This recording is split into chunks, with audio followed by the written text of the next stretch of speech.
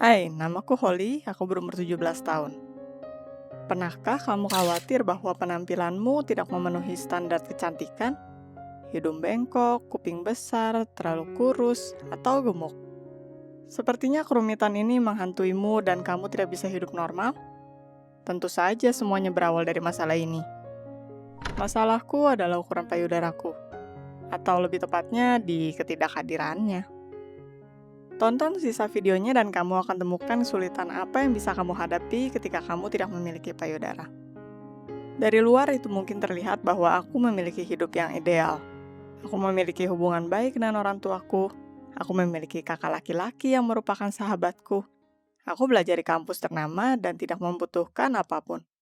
Tapi ada satu masalah yang meracuni hidupku. Aku berumur 17 tahun dan aku tidak memiliki payudara sama sekali. Tidak ada. Aku akan langsung mengatakannya. Kekurangan payudara untuk gadis adalah bencana. Sementara teman sekelasku mengumpulkan tatapan kagum dari para pria, tidak ada yang memperhatikanku.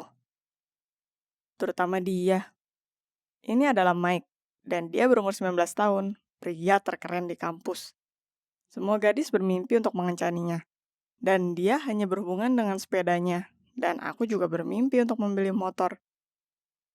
Mungkin cintaku untuk teman besiku akan membantuku lebih dekat dengannya. Aku tahu bahwa Mike akan berada di pesta hari Sabtu ini. Dia akan menonjol di lantai dansa, dan aku akan berdiri di dekat dinding sepanjang malam seperti biasanya. Apa yang seharusnya aku lakukan di pesta? Siapa yang ingin pergi dengan seseorang sepertiku ketika ada banyak gadis cantik dengan bokong kencang di sekitar? Mereka ada di mana-mana. Di jalan, di majalah, di jaringan sosial, dimanapun. Pernahkah kamu memperhatikan bagaimana tren membuat orang-orang secara buta mengejar fashion, kehilangan identitas mereka? Oleh karena itu, aku berusaha untuk tidak melihat para model di majalah. Aku seketika ingin menggantung diriku, atau pergi ke monasteri. Hanya di sana ukuran payudara tidak penting. Aku memutuskan bahwa aku akan pergi ke pesta. Dan jika tidak ada seorang pun yang memperhatikanku, maka aku tidak akan kembali ke tema untuk berkomunikasi dengan pria. Keesokan harinya aku pergi ke toko untuk mencari pakaian. Kelihatannya bahkan dress terseksi sekalipun tidak terlihat bagus di papan. Penjualnya menyarankanku untuk memilih sebuah push-up. Tapi bahkan ini tidak menolong. Jika tidak ada yang bisa di-push up, maka kamu tidak membutuhkan bra. Hampir menangis, aku tersandung keluar ruang ganti. Beberapa orang seksi mendorongku, berkata bahwa aku menghalangi mereka, dan bahkan menyebutku adalah seorang pria. Betapa prianya diriku. Aku seorang gadis, kamu dengar? Seorang gadis. Hanya tanpa payudara. Aku sangat marah. Pernahkah kamu ingin menggaung dengan penolakan dan ketidakadilan? Maka kamu pastinya akan mengerti diriku. Aku mencoba untuk mencari solusi untuk masalahku di internet. Sarannya delusional, tapi aku tidak memiliki jalan keluar antara aku akan menumbuhkan payudaraku atau aku akan selamanya tetap menjadi perawan tak berguna yang selalu dianggap sebagai pria. Tentu saja, hal termudah adalah pergi ke dokter bedah. Tapi ini bukan hal yang bisa kamu pikirkan sampai berusia 21 tahun. Dan aku membutuhkan payudara di sini dan sekarang. Setelah membaca forum di mana semua orang memberitahuku satu sama lain bahwa kubis meningkatkan payudara, aku memakan salad kubis. Payudaraku tidak bertumbuh, tapi setelah sehari melakukan diet kubis, aku merasa perutku sakit. Aku memutuskan untuk tidak tersandung dan mencoba remedi lain. Madu, mengambil perkataan dari gadis dengan persetujuan publik, aku mulai membaluri payudaraku. Ketika aku berdiri di kamar mandi telanjang bulat, Alex memutuskan untuk mencuci rambutnya dan memergokiku di tengah eksperimen maduku. Sekarang dia mengejekku dengan lebah. Tuhan, aku merasa aneh. Tidak ada yang berfungsi denganku. Aku tidak berpikir aku akan berhenti, tapi aku memutuskan untuk menaruh wall katun di braku. Ini adalah bencana. Menambahkan kaos kaki ke wall katun, aku melihat diriku di cermin dan menangis. Karena penolakan dan keputusasaan. Ya, siapa yang akan melihat gadis dengan kaos kaki di bra? Aku bahkan tidak menyadari Alex masuk ke kamar. Itu baik untuknya. Dia menghabiskan sepanjang hari berkendara dengan para gadis di sepedanya. Dan dia sering bergaul dengan Mike. Aku pasti terlihat kasihan. Bahkan kakak kurusku berusaha untuk menenangkanku. Ketika aku benar-benar putus asa, aku menceritakan Alex semuanya tentang kerumitanku. tentang kubis, tentang pesaing seksi, dan tentang Mike. Alex menenangkanku sebanyak yang dia bisa. Dia berkata bahwa pria tidak memperhatikan payudara kami. Dan yang terpenting adalah kebaikan, perhatian, dan kesetiaan. Dan penampilan adalah hal kedua. Kakakku meyakinkanku bahwa para pria bertemu gadis seksi hanya untuk seks dan menikahi seseorang yang baik dan bisa diandalkan. Mempercayai kakakku, aku memutuskan untuk menulis Mike. Tapi seketika aku melihat profilnya di jaringan sosial, aku merasa bahwa aku menjadi gila dengan kemarahan lagi. Di halamannya adalah fotonya dipeluk oleh kecantikan yang sesungguhnya. Kebaikan dan perhatian. Pria ini hanya mendekati model dengan otak ayam dan dada besar. Aku kembali ke internet. Aku akan menemukan sebuah cara untuk meningkatkan payudaraku. Tidak peduli apa resikonya. Ternyata seseorang mendengar doaku. Segera aku mengunjungi website yang menjual krim penumbuh payudara. Pernahkah kamu akan melakukan apapun demi mimpimu? Aku pernah. Jadi sebelum aku membaca instruksinya, aku menempatkan pesanan, menghabiskan seluruh uangku yang telah aku tabung untuk membeli motor untuk memesannya. Itu sulit untuk menyerahkan mimpi akan sebuah motor, tapi dadaku lebih penting, dan aku tidak ingin membuat diriku lumpuh. Ketika aku menerima paket, aku segera mengunci diriku di kamar mandi. Aku tidak ingin Alex menangkapku lagi. Setelah membalurkan krimnya, aku menanti hasil cepatnya. Dan ya, tapi bukan yang aku inginkan. Sore harinya aku merasa buruk. Ruam bermula di dadaku. Kepalaku sangat pusing dan aku hampir tidak bisa turun dari tempat tidur. Setelah menunggu hasil yang memudar, aku memutuskan untuk kesempatan kedua. Aku mungkin telah melakukan suatu kesalahan. 1 jam kemudian aku merasa buruk, seluruh dadaku terbakar dan melepuh. Aku ingat ketakutan di wajah kakakku. Dia menyadari bahwa aku merasa buruk dan memanggil ambulans. Aku berada di rumah sakit dengan serangan alergi yang parah. Dokter berkata bahwa jika aku melanjutkan eksperimen, aku bisa memiliki masalah kesehatan yang serius. Keesokan paginya, Alex masuk ke kamarku. Dia meneriakiku, menasehatiku seperti gadis kecil. Aku sangat malu. Aku menyadari bahwa aku hampir mengacaukan diriku sendiri. Setelah seminggu di rumah sakit, aku pulang ke rumah dan duduk di ranjang. Setengah hari dengan ekspresi muka yang masam. Kakakku memutuskan untuk menghiburku dan berkata bahwa Mike akan mengunjungiku. Apa? Apa yang kamu katakan? Ya, ketika kakakku berkata padanya mengapa aku ada di rumah sakit, Mike bijaksana. Ketika aku terbakar rasa malu menarik selimut sampai daguku, Mike melihat lukisanku. Itu adalah mimpi buruk. Aku memiliki lukisannya di seluruh ruanganku. Dia mungkin tidak akan sembuh dari rasa syok untuk waktu lama. Secara mengejutkan, Mike menghiburku. Ternyata sementara aku di rumah sakit, Mike datang untuk mengunjungi Alex dan sudah melihat lukisanku. Itulah saat Alex memberitahunya. Aku ingin tanah menelanku. Rahasiaku telah diketahui. Dia tentunya terkejut untuk pertama kalinya. Tapi Mike tidak mentertawakan kerumitanku. Dia bahkan memberitahuku bahwa sepupunya Kate memiliki masalah sebaliknya. Dia sering tidak percaya diri karena dadanya yang besar. Ya, dia adalah sosok cantik di foto yang membuatku sangat marah. Ternyata Kate terkadang menemukan itu sulit untuk memilih pakaian dalam dan bajunya. Dan itu sulit untuknya untuk tidur di atas perutnya. Jadi aku bahkan beruntung Mike menyarankan kita semua untuk bertemu suatu saat karena dia percaya bahwa bercerita padanya akan membuatku lebih baik. Apa aku senang? Tentu saja. Sekarang aku mendapatkan apa yang selalu kuinginkan, walaupun dengan cara ini. Dan apa yang harus disembunyikan? Aku masih berharap Mike dan aku akan bersama. Tapi sayangnya aku tidak berhasil berkencan dengannya. Kita memiliki percakapan biasa. Dia menghargai perasaanku dan hanya tidak siap untuk hubungan serius sekarang. Kita memutuskan lebih baik berteman. Tapi aku tidak sedih karena dirinya aku memiliki sahabat, Kate. Dengan percaya diri, dia berkata padaku bahwa sebagai remaja, dia sangat malu dengan pertumbuhan dadanya dan bahkan sekarang dia ingin mengecilkannya seperti milikku, supaya tidak menghabiskan banyak waktu memilih pakaian dalam yang nyaman. Aku menyadari bahwa gadis berkembang secara berbeda. Seseorang kurus, seseorang gemuk, seseorang memiliki jiwa yang kaya, dan seseorang sepertiku. Tidak ada figur yang sempurna, tapi semua orang bermimpi untuk merubah dirinya. Aku menyadari bahwa tidak ada yang memuaskan kita. Para gadis, jadi aku tidak melihat gunanya untuk mengeluh lagi. Jika kamu menyukai ceritaku, like dan subscribe di channel ini. Tulis di komentar kesulitan apa yang sedang kamu hadapi. Mungkin kita akan menulis cerita tentangmu. Dan tetap menjadi dirimu sendiri.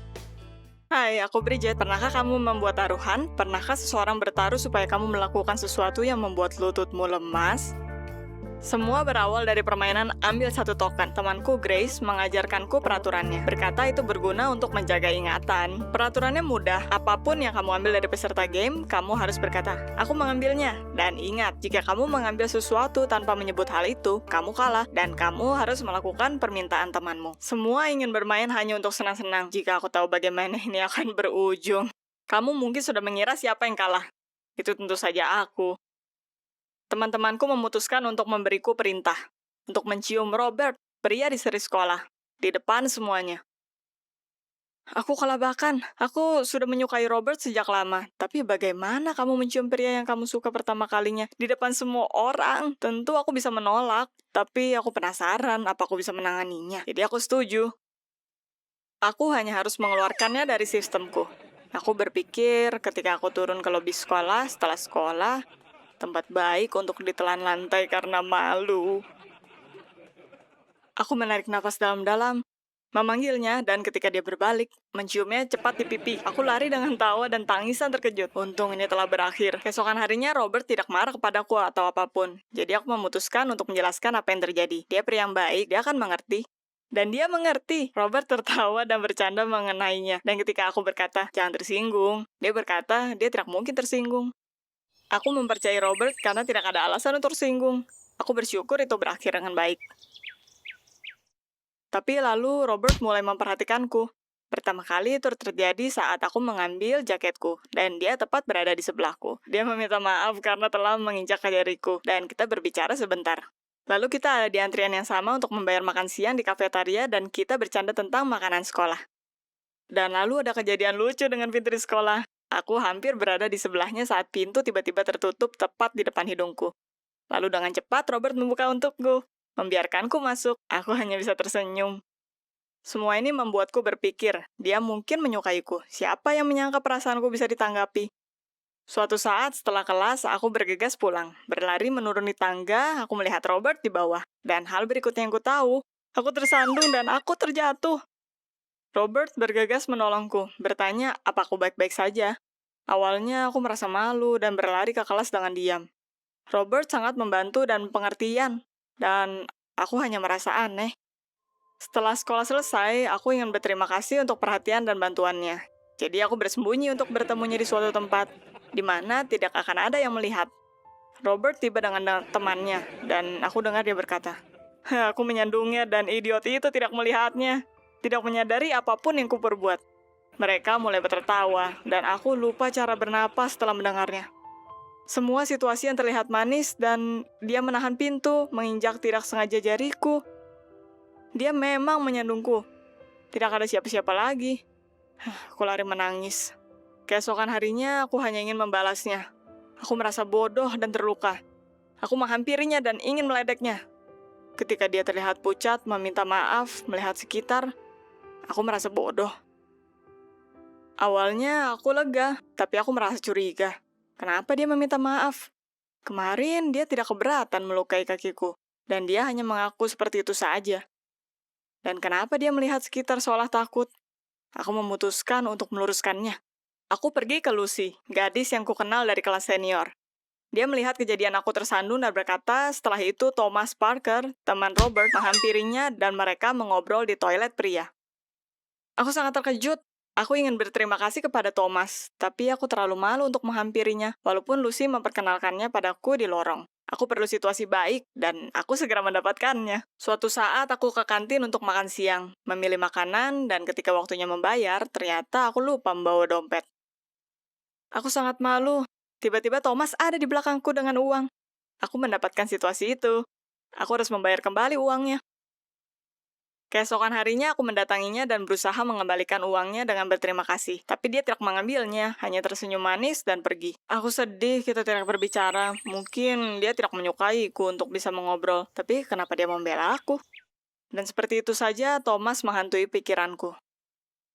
Aku melihatnya dimanapun, menunggu waktu kita berpapasan, tapi tidak pernah terjadi. Aku bahkan berpikir dia tidak menyukaiku dan berusaha menghindariku. Sementara aku mulai menyukainya, nampaknya perasaanku tidak ditanggapi.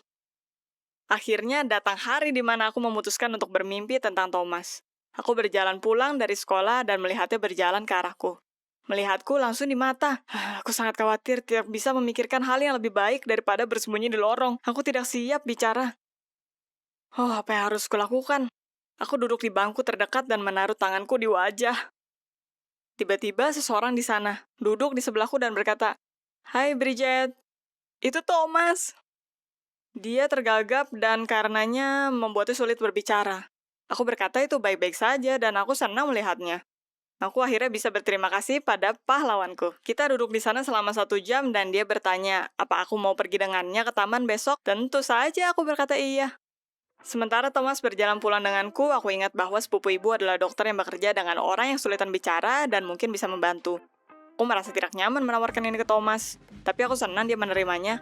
Dia berkata dia senang mendapat bantuan, dia mencarinya sejak lama tapi malu. Satu-satunya spesialis yang dia tahu adalah ayah dari teman sekelasnya, dan pria itu selalu mengejeknya. Aku senang Thomas bisa mengatasi ketakutannya akan kegagapannya, tapi sejujurnya aku melihatnya tetap lucu dan luar biasa, karena dia baik dan perhatian. Aku rasa itu impresi pertama tentang seseorang bisa salah, dan kadang kamu harus mengenal orang itu lebih baik untuk melihat sisi sebenarnya. Pernahkah sesuatu serupa terjadi padamu? Pernahkah kamu ada di situasi buruk yang berubah baik pada akhirnya? Tulis komentarmu di bawah. Kirim kami cerita hidupmu, emailnya ada di profile, dan kita mungkin membuat video untuk ceritamu. Jangan lupa untuk subscribe dan tekan tombol loncengnya supaya tidak ketinggalan video berikutnya. Like, share, sangat kita hargai. Selamat menjalani hari kalian. Hai, namaku Mia dan berumur 19 tahun. Pernahkah kamu tampil di publik telanjang dan kotor, seolah-olah kamu kabur dari perbudakan dan bepergian selama beberapa bulan ke mainland? Tonton videonya sampai akhir dan kamu akan belajar bagaimana merendahkan dirimu lebih lagi ketika kamu pergi dengan celana dalam dan bagaimana selamat darinya. Aku suatu ketika mengatur sebuah pesta piyama untuk teman-temanku di apartemenku. Kita memakai atasan dan celana dalam, bersenang-senang, bercanda, dan menari. Itu malam yang menyenangkan. Ketika kita lapar, kita memutuskan untuk memesan pizza. Aku sangat lapar.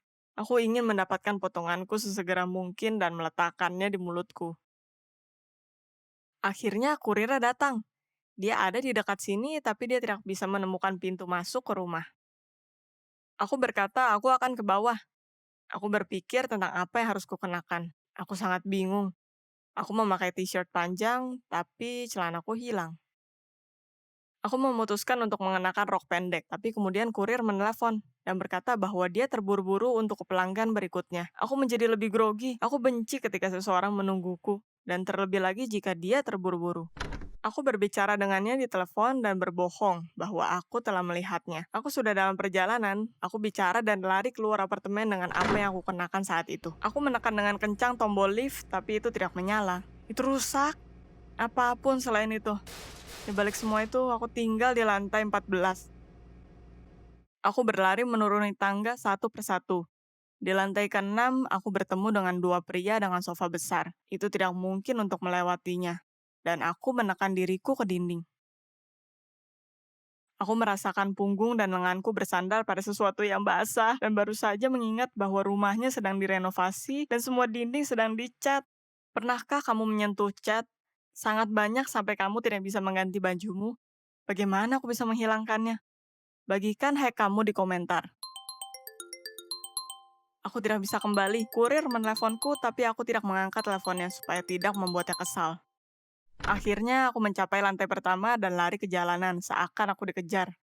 Di saat itu aku mengerti mengapa kurir itu menyuruhku bergegas. Ada hujan yang sangat deras. Itu tidak bisa menjadi lebih buruk. Kehabisan nafas, berbalur dengan cat. Aku adalah seekor ayam yang basah. Ini jelas bukan hariku. Aku siap untuk menangis. Seperti ketidakberuntungan, kurir itu tidak ada di sana. Jadi sekarang aku mulai menghubunginya. Aku mengeluarkan teleponku dan tak sengaja itu terjatuh dari tanganku ke ranjang bunga yang basah. Aku berteriak ke seluruh pekarangan dengan kemarahan. Semuanya melawanku. Aku basah dari kepala sampai jari kaki, kotor, lapar, dan sekarang ini aku membungkuk untuk mengambil teleponku dan tak sengaja kepalaku tersangkut di semak-semak.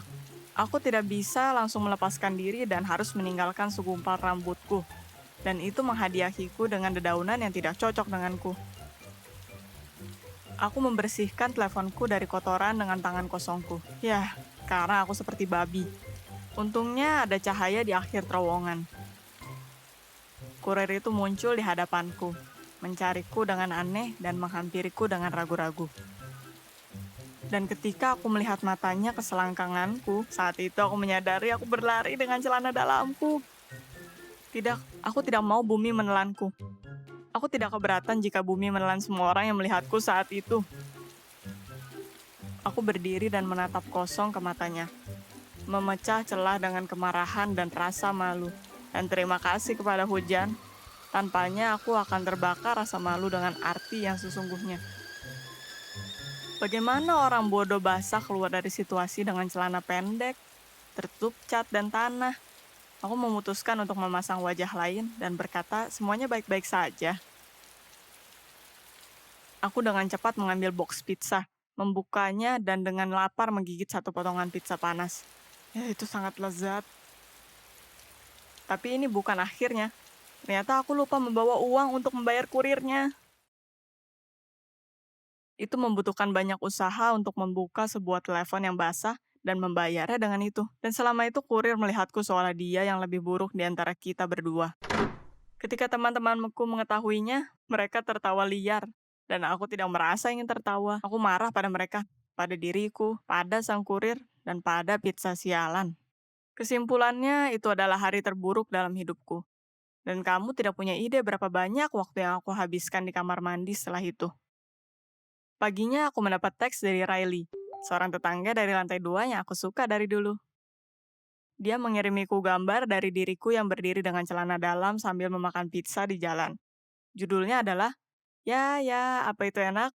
Dan dengan muka idiot penuh tawa yang tidak bisa kuhadapi. Aku menemukan diriku dalam syok. Ternyata tidak hanya kurir dan 2 pegawai yang membawa sofa yang melihat kejadian ini, tapi juga Riley dan seluruh rumah. Tidak, ini jelas adalah hari yang terburuk, bukan sebelumnya. Apa yang seseorang harus lakukan yang telah mempermalukan dirinya sendiri hampir ke seluruh dunia? Kabur dari negara, tinggal di bawah tanah? Tulis di komentar. Aku tidak bisa memikirkan apapun yang lebih baik daripada mengirim beberapa ancaman. Aku berkata bahwa jika Riley menyebarkannya secara publik, aku akan membunuhnya dengan tanganku sendiri. Dia membaca pesannya tapi tidak merespon. Beberapa hari kemudian aku pergi ke toko. Sepertinya semua orang menatapku, berbisik dan tertawa. Terlebih lagi, di salah satu kasir aku melihat tetangga paparazzi. Dia menyadarinya, tersenyum dan datang menghampiriku. Aku yakin bahwa dia tetap menyebarkan foto itu, dan sekarang semua orang akan mentertawakanku selama sisa hidupku. Aku tidak bisa menolong diriku dan aku lari ke arahnya dengan tuduhan dan teriakan. Semua pelanggan dan pegawai melihat kami. Itu adalah kejadian yang unik. Aku bahkan mendorongnya beberapa kali. Dan yang paling penting, kepala kambing ini mendengarkanku. Tersenyum dan bahkan tidak berusaha untuk membela dirinya. Seperti itu adalah sengaja, untuk membuatku lebih marah lagi. Aku keluar dari toko dengan wajah merah, dan aku yakin aku tidak akan pernah kembali. Hanya ada satu pikiran di kepalaku, untuk lari dari apartemenku, mengunci diriku dan tidak pernah keluar lagi. Aku tidak tahu apa yang lebih memalukan, bahwa aku seorang yang bodoh dan tidak bisa mengontrol diriku sendiri, atau bahwa dia adalah seorang yang brengsek. Aku berlari langsung ke rumah menaiki tangga, sehingga tidak terlihat menangis di lift, karena aku bisa terlihat. Tapi aku melihat kru pemindah lagi. Hanya sekarang mereka mengangkut sesuatu ke bawah. Aku menekan tubuhku lagi ke dinding, karena itu pasti sudah lama kering kan? Tidak, itu telah dicat dengan lapisan kedua, dan sekarang itu ada di sekujur punggungku. Apa kata yang tepat untuk ke kru tersebut? Dan yang paling penting, dilapisi cat hanya aku. Lagi, hanya aku satu-satunya. Aku pulang ke rumah, sangat marah. Tapi kemudian temanku memanggilku. Sebagai balasan akan keluhanku, dia mengingat cerita lama. Suatu waktu aku kembali dari sekolah dengan rok super ketat yang terbelah, hanya dengan satu gerakan. Tentu saja, supaya semua orang melihat celana dalamku. Tapi aku selamat dari rasa malu. Jadi aku akan selamat dari yang satu ini. Dia menyarankan supaya aku pergi ke Riley dan berbaikan dengannya. Tentu saja aku menolaknya. Tapi dia berkata dengan begitu dia bisa menghapus fotonya dan setidaknya lebih sedikit orang yang akan melihatnya. 15 menit kemudian, aku berdiri di depan pintu dari apartemennya dengan muka masam dan menceritakannya apa yang harus kulewati di malam yang buruk itu. Riley berusaha keras untuk tidak tertawa, tapi akhirnya menyerah dan mengeluarkan suara. Aku terdiam dalam horor, sangat ingin tertawa untuk hal yang telah kulewati. Dan aku menyukai pria ini sejak lama. Apa yang aku harapkan? Aku berlari kembali ke flatku sehingga aku tidak harus meneriakinya seperti orang bodoh lagi. Sudah ada air mata kemarahan di mataku.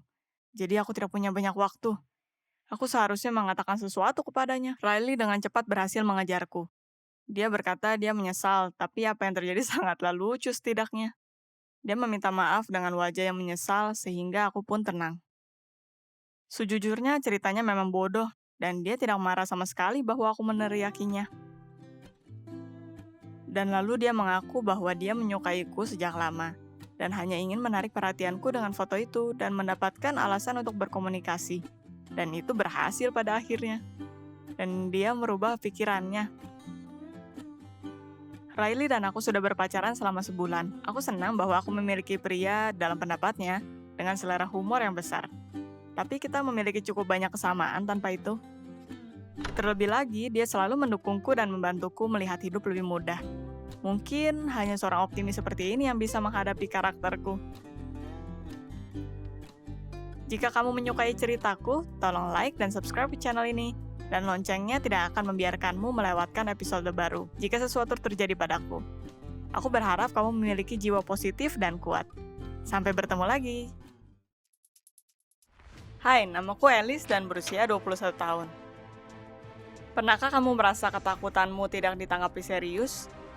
Apa mereka tertawa, berkata untuk melepaskannya, dan santai saja? Aku pernah.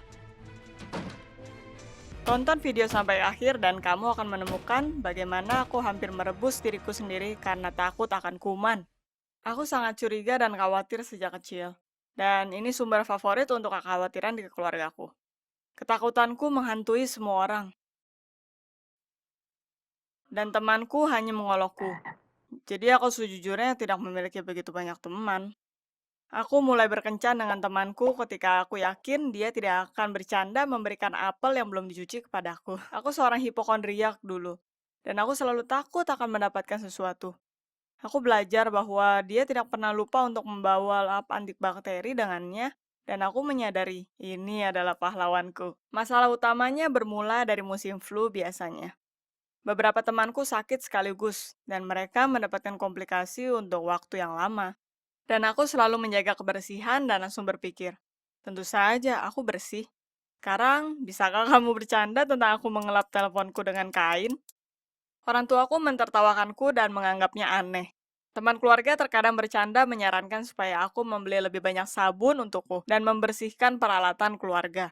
Beberapa teman menyadari masalahku, mulai mengejekku. Mereka menjelaskan bahwa mencuci tangan terlalu sering, kita membuang perlindungan natural dari kulit kita. Tapi mereka bukan dokter atau spesialis. Ketika orang tuaku berpihak pada pemberi saran, kita memiliki perdebatan serius pertama kita. Aku mencari di internet, tapi di sana aku menemukan bukti dari kebenaranku. Aku tidak percaya artikel yang menyangkalku. Mereka tidak begitu meyakinkanku. Kamu mungkin tidak percaya semuanya bahwa itu ditulis di internet, ya kan? Di hari itu aku masih bisa mengendalikan diriku. Aku sering merasa sepertinya aku tidak mencuci tanganku cukup bersih. Aku mulai berpikir, hanya karena aku mencuci tanganku, bukan berarti bahwa semuanya baik-baik saja. Tapi bagaimana dengan sisa tangan? Karena di sana bisa juga ada infeksi lain, dan itu bisa dengan mudah pindah ke bagian yang bersih. Aku mulai mencuci lenganku dan membawa tisu dan lap basah ke kelas. Aku meminta izin untuk pergi ke kamar mandi di tengah pelajaran untuk mencuci tanganku. Tanganku mulai terasa panas. Mereka kering dan pecah-pecah. Aku tetap mencucinya, mengeringkannya, lalu mencucinya, melapnya untuk berjaga-jaga, dan lalu mencucinya lagi. Aku datang setengah jam lebih awal ke kampus, ke tempat kerja paruh waktu, ke kafe. Aku butuh untuk mengelap semuanya dengan antiseptik. Perjalanan dari rumah ke kampus memerlukan waktu lama. Aku tidak bisa berjalan ke transportasi umum dan memegang pegangan tangan. Sepertinya untukku semua tertutupi oleh kuman. Aku memutuskan untuk memegang pegangan tangan dengan tisu basah. Terkadang aku tidak bisa naik tram sama sekali, dan lalu pacarku akan memberikan tumpangan. Orang tuaku memberikan alarm ketika aku memutuskan untuk mengambil cuti setahun dan memperlambat keadaan dengan kerja paruh waktu dan satu pekerjaan magang menjanjikan. Aku tidak ingin pergi ke terapis. Sepertinya keluargaku berlebihan, dan itu cukup mudah untuk mendengarkanku dan lebih baik mencuci semua pegangan pintu. Lalu aku akan tenang dan bisa belajar dan memiliki hidup yang normal lagi. Orang tuaku khawatir dan melarangku mencuci tanganku. Aku mendengarkan mereka untuk suatu waktu, tapi kondisiku berubah menjadi serangan panik. Karena kenyataan bahwa sprayku ada di sana selama 2 hari, dan mungkin ada banyak sekali kuman. Aku mencoba untuk tidak memperhatikan ketakutanku dan menenangkan diriku dengan kebersihan. Sampai suatu hari di TV mereka menunjukkan cerita tentang masa lalu, wabah dan tikus. Aku membayangkannya dengan jelas. Semua kekotoran dan kondisi yang tidak bersih. Kecoa, kumbar ranjang. Lalu aku tidak ingat apa yang terjadi setelahnya. Aku menyadari kondisiku saat aku di kamar mandi, di mana aku menggaruk tanganku sampai berdarah. Orang tuaku ketakutan dan memaksaku untuk menemui dokter. Tapi waktu itu aku merasa mereka hanya mengejekku. Mereka melihat sendiri awal horor karena orang tidak mencuci tangannya cukup bersih. Aku bertengkar dengan mereka, menaruh beberapa barang ke tasku, dan kabur untuk tinggal dengan pacarku. Pacarku mendukungku. Kita bicara dan memutuskan bahwa tidak ada yang salah dengan kebersihan. Ya, dia tidak mempresentasikan keseluruhan masalah.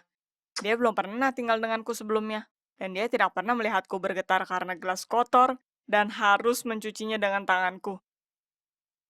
Dan aku tidak menunjukkan luka-lukaku. Ya, aku membohonginya. Apa yang akan kamu lakukan di posisiku? Hidupku baru saja mulai membaik.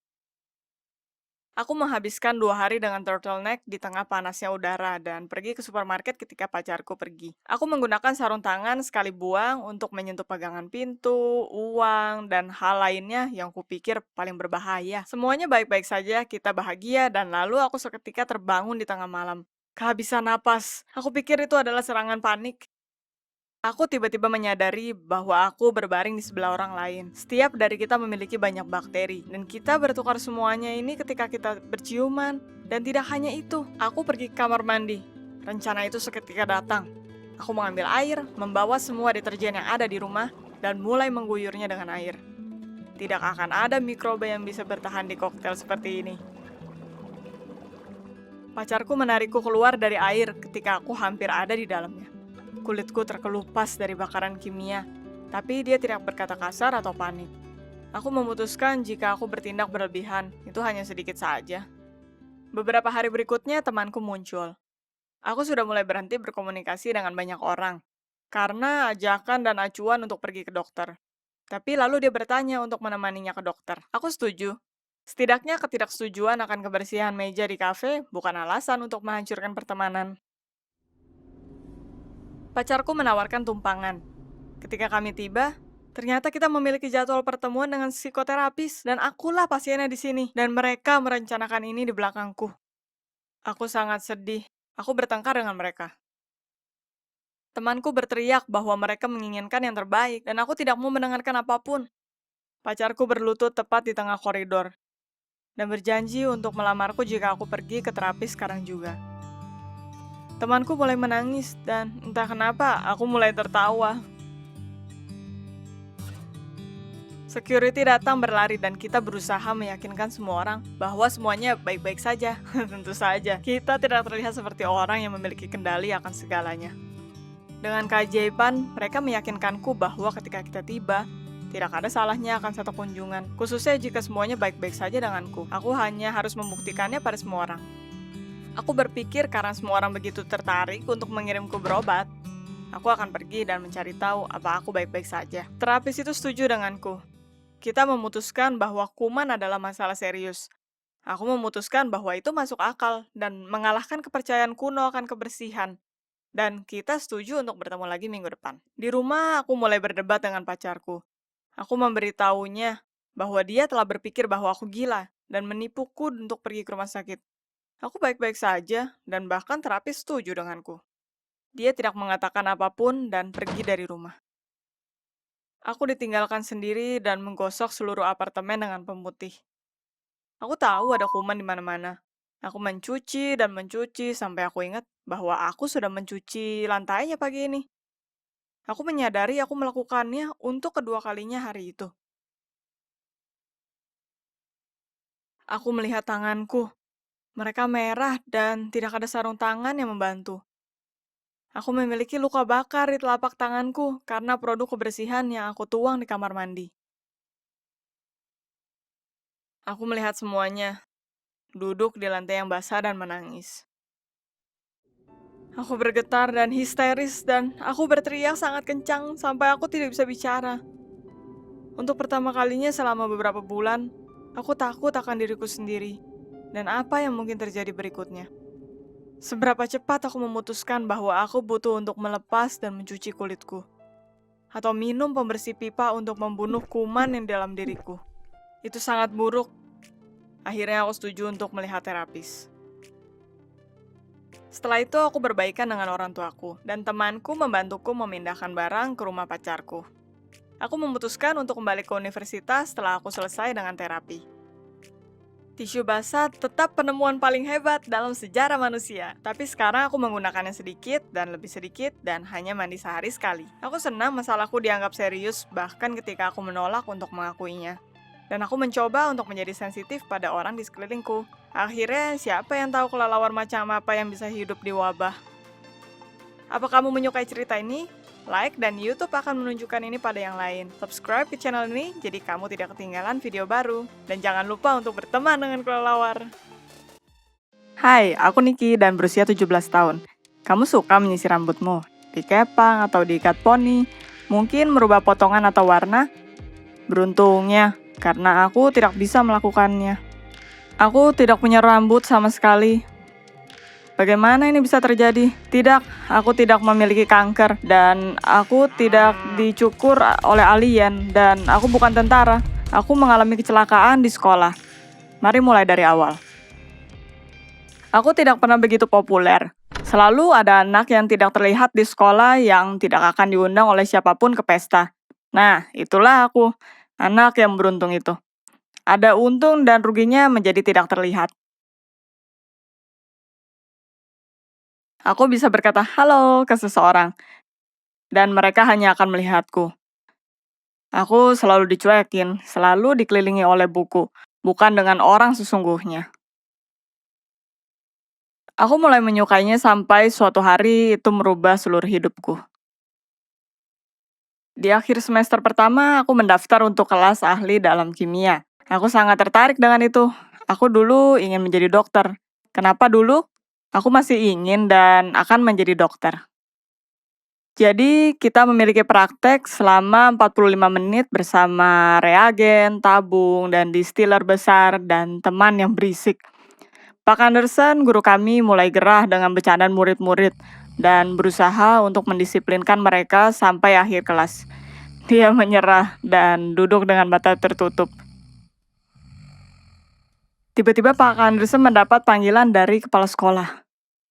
Bagaimana keadaan kelasmu saat seorang guru pergi?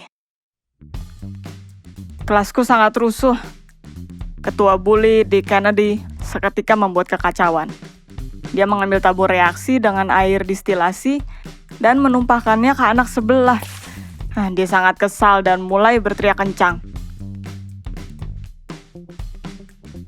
Tentunya kita memiliki kelas penuh dengan cairan, dan Pak Anderson menunjukkan bagaimana mencampur cairan, sehingga tangan kami tidak akan terluka karenanya. Untuk demonstrasi, dia mencelupkan potongan apel ke botol asam hidroklorik dan menjelaskan apa yang terjadi di perut kita dengan proses ini. Beberapa tabung reaksi berjajar di meja guru. Aku tahu kita semua memiliki air atau larutan alkali di tabung, tapi aku tidak suka bahwa para lelaki menyemprotkannya dan bertingkah seolah mereka terbakar. Mereka mendesis dan berteriak kencang. Dan seketika kita menjadi basah.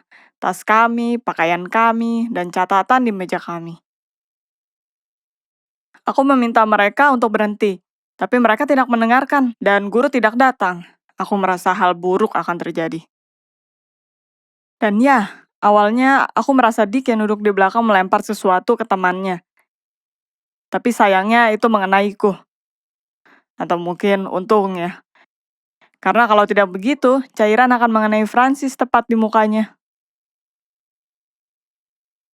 Rambutku basah, dan kulitku terbakar.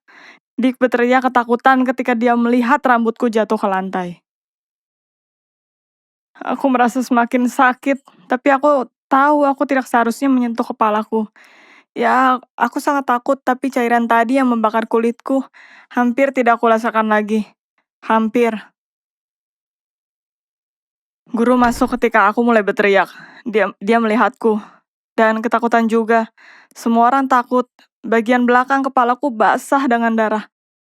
Perawat sekolah datang berlari. Mereka menenangkanku, membasuh kepalaku dengan banyak air. Lalu dengan cairan alkali. Hampir tidak ada rambut tersisa. Beberapa plester di dahiku harus dilepaskan karena aku terlihat seperti stand-up komedian tua. Di minggu pertama, aku tidak bisa melihat diriku di cermin. Aku tidak pernah menganggap diriku cantik. Tapi sekarang, setelah rambut pirangku hilang semua, pantulan diri melukaiku. Aku tidak bisa mengenali monster botak dengan bekas luka bakar ini. Ayah dan ibu memindahkan atau menutupi semua cermin di rumah khusus untukku. Tapi tidak mungkin untuk bersembunyi dari diriku sendiri dan orang lain selamanya. Dick berusaha meminta maaf beberapa kali, tapi aku tidak bisa menerima permintaan maafnya. Bagaimana bisa? Ibuku dan aku pergi ke toko wig ketika lukaku mulai sembuh. Kita memilih beberapa wig dengan rambut natural, rambut palsu, dengan warna pink. Satu yang simpel dan satu dengan poni. Aku bahkan senang mencobanya satu persatu. Perempuan di toko memberitahuku terus betapa aku sangat cantik. Tapi mereka tidak bisa membawa rambutku kembali. Hari itu aku menyadari bahwa aku akan mengenakan wig sepanjang hidupku. Jika aku tidak ingin membuat malu orang lain dengan kepala botakku. Pernahkah kamu ingin bersembunyi di kamarmu dan tidak pernah pergi? Itu permintaanku satu-satunya. Tapi kamu tidak bisa bersembunyi selamanya. Aku tidak senang dengan ide mengenakan wig setiap pagi. Itu terlihat palsu. Setelah beberapa saat, aku mulai terbiasa. Tapi ada masalah baru. Soalnya belum cukup masalahku. Mengenakan wig membuatku berkeringat dan tidak nyaman. Posisinya tidak pas saat olahraga. Tapi aku takut untuk melepasnya. Lalu Dick mulai menyebalkan dan membuli semua orang lagi. Aku berusaha untuk tak menghiraukannya, tapi kalian tahu, Dick menyebalkan. Aku membuatnya kesal, seolah dia menyalahkanku akan hal yang terjadi. Bagaimana dia bisa bersikap seperti itu? Aku merasa buruk berada di tengah pertengkaran ini. Setidaknya aku menjadi lebih percaya diri setelah apa yang terjadi. Aku merasa tidak akan kehilangan apapun. Suatu saat, dia berkata aku tidak bisa menipu diriku dan yang lain. Dia merayuiku dan menariknya di depan seluruh kelas. Aku terdiam tanpa perlindungan terakhirku. Semua menatapku dengan kaget, sehingga lututku bergetar. Lalu Doris berdiri dari tempat duduknya. Walaupun kita tidak pernah bicara satu sama lain. Dia berdiri dan menghampiriku, berada di antara aku dan Dick. Dia tidak berkata-kata, dan tanpa kata dia mengulurkan tangannya. Mengambil wig dari tangan Dick, dan menampar wajahnya dengan itu. Lalu anak perempuan lain berdiri. Mereka melindungiku, melihat Dick dan menggenggam tanganku. Aku merasa untuk pertama kalinya aku tidak sendiri. Itu luar biasa. Dick tidak bisa membiarkan situasi tersebut dan pergi. Dia berlari keluar kelas membanting pintu. Aku ingin memakai wig kembali. Aneh rasanya berdiri dikelilingi teman cantikku dengan kepala botak. Tapi Doris menghentikanku. Tidak ada gunanya menutupi kecantikanmu dengan rambut orang lain, katanya. Dan dia menyentuh pundakku. Ini gaya barumu. Aku tahu aku berbeda dari gadis lainnya, tapi aku tidak bisa melihat hal positif dari itu. Aku juga tidak bisa hidup seperti dulu. Semakin aku mencoba untuk menutupi kebotakanku, orang lain semakin merasa aneh, termasuk aku. Hari itu aku pergi ke rumah Doris setelah sekolah. Dia dan teman-temannya melakukan sulap. Mereka bereksperimen dengan make up dan pakaian. Aku tidak begitu memahami fashion. Ada monster menatapku dari cermin. Kebotakanku bukan apa-apa dibandingkan dengan apa yang para gadis gambar di wajahku. Tidak, aku menghapusnya. Tapi di rumah aku mencoba mengenakan makeup sendiri. Aku tidak ingin lagi diejek. Botak dengan anting-anting baru dan makeup cerah, aku adalah panutan style. Orang-orang memperhatikanku, ya, tapi aku menyukainya. Aku pantas mendapatkannya. Aku mengontrolnya sekarang. Kurang dari 1 bulan, Dick mengajakku untuk pergi ke prom dengannya. Lupakan. Aku berjanji untuk pergi ke prom dengan orang yang mencukur kepalanya. Mari lihat apa yang terjadi. Aku akan menjadi seorang dokter, mungkin di pusat luka bakar. Dan sementara itu, aku mempost penampilan baruku di Instagram. Aku rasa itu penting, tidak hanya untukku, tapi untuk semua orang yang memiliki kesulitan menerima penampilannya yang tidak biasa. Jika kalian menyukai ceritaku, like, dan kalian akan menemukan cerita menarik lainnya di channel kita. Jangan lupa untuk subscribe dan tekan loncengnya untuk video baru lainnya.